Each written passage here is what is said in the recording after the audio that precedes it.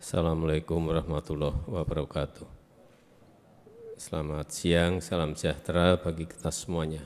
Om Swastiastu, Namo Buddhaya, salam kebajikan. Yang saya hormati para Menko, para Menteri, para Ketua dan Kepala Lembaga yang hadir pada sidang Kabinet Paripurna pada hari ini adalah sidang Kabinet Paripurna yang pertama di tahun 2023. Saya ingin kembali ke tahun 2002 terlebih dahulu. Alhamdulillah, saya melihat banyak capaian positif di tengah tekanan eksternal, di tengah kegentingan global yang memberikan ancaman resiko-resiko terhadap semua negara, dan tahun turbulensi di tahun 2022 bisa kita lalui dengan baik dengan pertumbuhan ekonomi di kuartal ketiga 5,72, mungkin nanti akan jatuh di rata-rata tahunannya saya kira 5,2 atau 5,3. Dan juga kalau kita lihat dari sisi inflasi bisa kita kendalikan di angka 5,5%, ini juga sebuah capaian yang sangat baik dan saya minta untuk juga terus dilanjutkan menekan inflasi ini. Dan selain dari BI, instrumen moneter di BI, saya juga minta Mendagri untuk terus melanjutkan agar daerah-daerah ikut bersama-sama berpartisipasi dalam menekan inflasi agar bisa kita tekan sekecil mungkin. Kemudian pendapatan negara ini juga alhamdulillah tumbuh 30,6%, dan kita harapkan di tahun ini kita juga masih pada posisi tahun yang tidak mudah. Ini adalah tahun ujian bagi semua negara di dunia karena tekanan geopolitik yang semakin tinggi, ekonomi dunia melemah, utamanya negara-negara besar, EU, China, Amerika, ini saya kira diperkirakan akan melemah semua, padahal ekspor kita ke negara-negara itu sangat besar, sehingga kita juga harus hati-hati. Dan proyeksi pertumbuhan ekonomi dunia juga menurun dari angka yang sebelumnya 2,9, turun lagi, sekarang menjadi diproyeksikan hanya 1,7%. Ini proyeksi dari Bank Dunia, sehingga ini menjadi tantangan bagi kita, tetapi karena kita kemarin bisa melewati tahun 2022 dengan baik, insya Allah ini di tahun 2023 juga bisa. Dan yang paling penting, setiap perubahan yang ada di dunia harus kita respon secara cepat. Kebijakan-kebijakan yang kita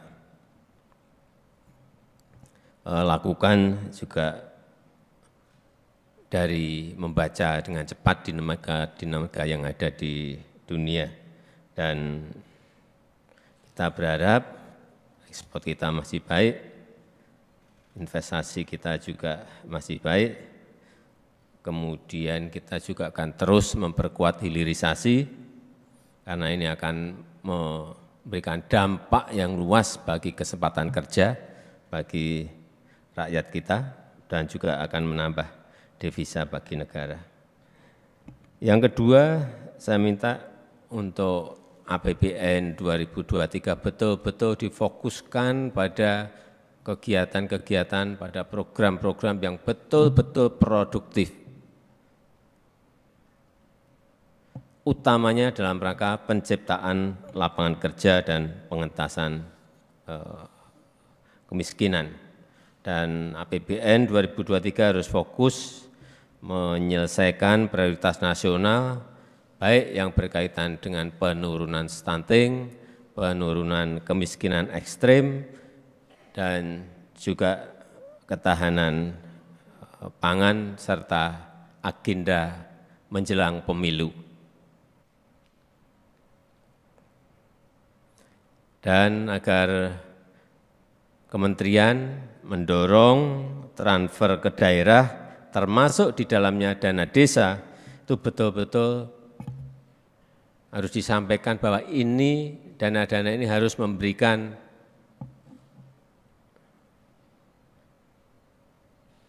dan memacu ekonomi daerah.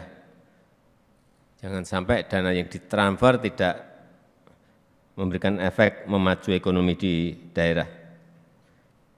Dan juga APBD ini harus sinkron dengan APBN, artinya sinkron dengan prioritas-prioritas nasional yang telah saya kira bolak-balik saya sampaikan, terutama yang berkaitan dengan ekonomi kerakyatan, yang berkaitan dengan ekspor, dan yang berkaitan dengan investasi. Kemudian yang terakhir, untuk fondasi stabilitas politik, demokrasi, kepastian hukum, dan rasa keadilan, serta penegakan HAM yang terus harus kita perkuat. Tadi pagi baru kita minta kepada seluruh menteri yang terkait, terutama dalam perspektif HAM, saya minta tindak lanjut dari apa yang saya umumkan minggu yang lalu, seluruh kementerian ikut bersama-sama menindaklanjuti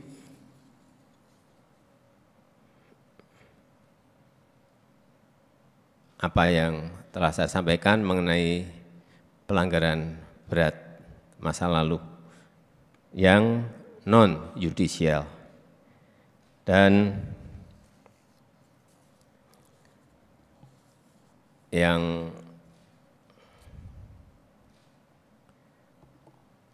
berkaitan dengan inflasi,